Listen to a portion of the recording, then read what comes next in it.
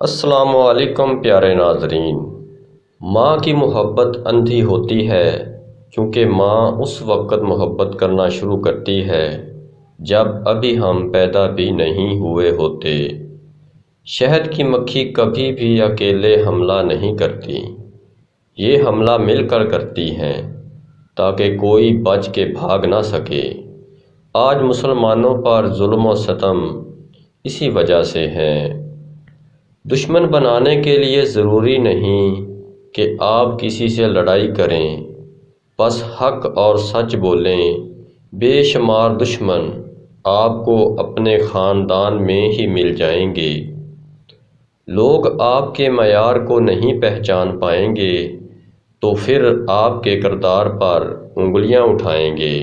زندگی کی ٹھوکریں بڑی نرالی ہوتی ہیں، جب بھی لگتی ہیں کسی کی اصلیت دکھاتی ہیں یا کچھ نہ کچھ سکھا دیتی ہیں۔ اگر آپ کسی کا چراغ بجھا دیتے ہیں تو یاد رکھیں آپ کے چراغ کی روشنی زیادہ نہیں ہوگی۔ وقت ایک سا کبھی نہیں رہتا، وہ خود بھی روتا ہے جو اوروں کو رلاتا ہے۔ محبوب سچا اور چائے کا رنگ پکا نہ ہو تو دونوں کو آگ پر رکھتے ہیں۔ ماں باپ کے ساتھ تمہارا سلوک ایسی کہانی ہے جو لکھتے تم ہو لیکن تمہاری اولاد تمہیں پڑھ کر سناتی ہے۔ زندگی ایک بہت مختصر ہے، اسے بوریت میں ضائع کرنا حماقت ہے۔ اس لیے ہر حال میں خوش رہیں اور مسکراتے رہیں۔ ایسا لگتا ہے کوئی قرض لیا ہو رب سے، تیرے سجدے تجھے کہیں کافر نہ کر دیں۔ اے اقبال، تو جھکتا کہیں اور ہے اور سوچتا کہیں اور ہے۔ کچھ رشتے کرائے کے مکان کی طرح ہوتے ہیں، انہیں جتنا مرضی سجا لو، چمکا لو، دیکھ بھال کر لو، پھر بھی اپنے نہیں ہوتے۔ جب تک وزیر اعظم کے بچے وزیر اعظم بنیں گے تب تک مزدور کے بچے مزدور ہی بنیں گے۔ خود بدلو گے تو یہ نظام بدلے گا۔ دو چیزیں آپ کی وضاحت کرتی ہیں، ایک صبر جب آپ کے پاس کچھ بھی نہ ہو، دوسرا رویہ جب آپ کے پاس سب کچھ ہو۔ انسان کے پورے جسم میں صرف ایک دل ہے جو پیدائش سے لے کر موت تک بنا آرام کے کام کرتا ہے۔ اسے ہمیشہ خوش رکھیں، چاہے آپ کا اپنا ہو یا آپ کے اپنوں کا۔ میں نے کچھ لوگ رکھے ہیں اپنی پیٹھ پیچھے برائیاں کرنے کے لیے، تنخواہ کچھ بھی نہیں لیتے مگر کم بخت کام بڑی ایمانداری سے کرتے ہیں۔ زبان سے معاف کرنے میں وقت نہیں لگتا، دل سے معاف کرنے میں عمریں بیت جاتی ہیں۔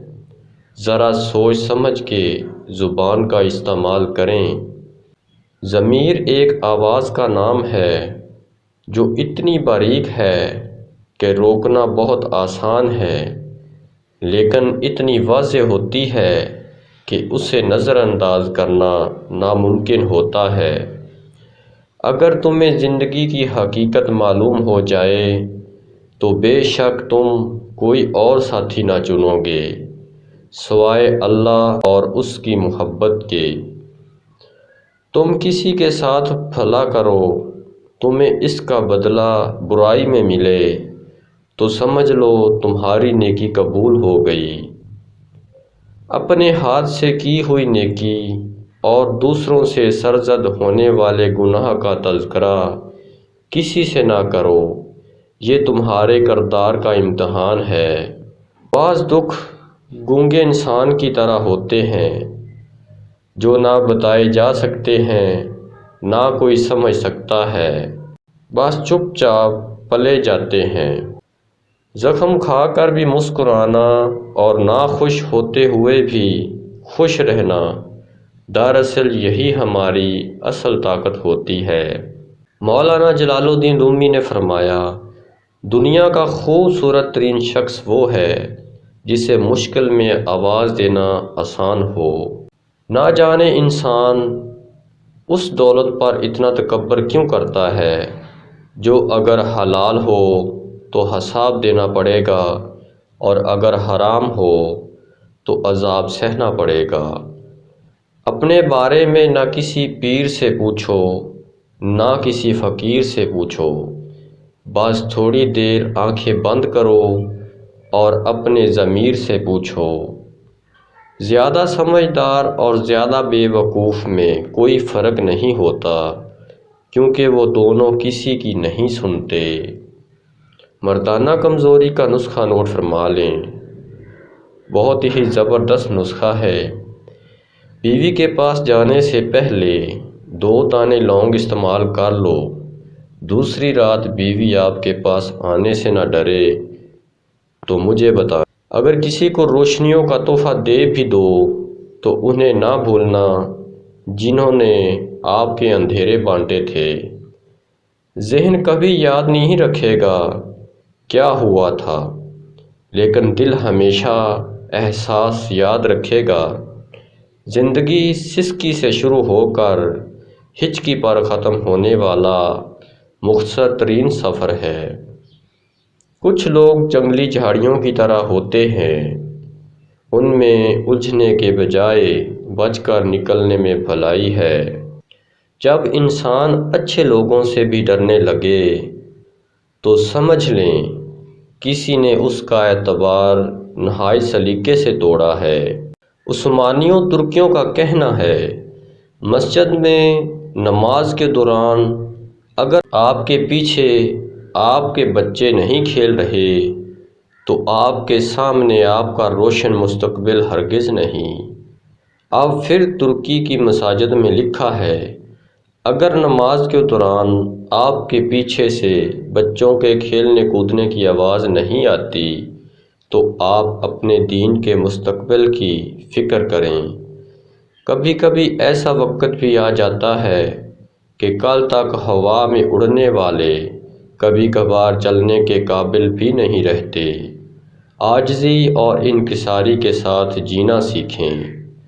فرعونوں نے 3300 سال حکومت کی تھی اور کل ملا کر 33 فرعون گزرے ہیں۔ ہر فرعون کو تقریباً 100 سال تک اقتدار ملا تھا۔ حضرت موسیٰ علیہ السلام کے ساتھ آخری فرعون کا مقابلہ ہوا جو پانی میں ڈوب کر غرق ہو گیا، ساتھ ہی فرعونوں کا بھی اقتدار ڈوب گیا۔ یوں فرعون ختم ہو گیا، پھر ریت میں ان کے محلات اور تعمیرات دھنس گئیں۔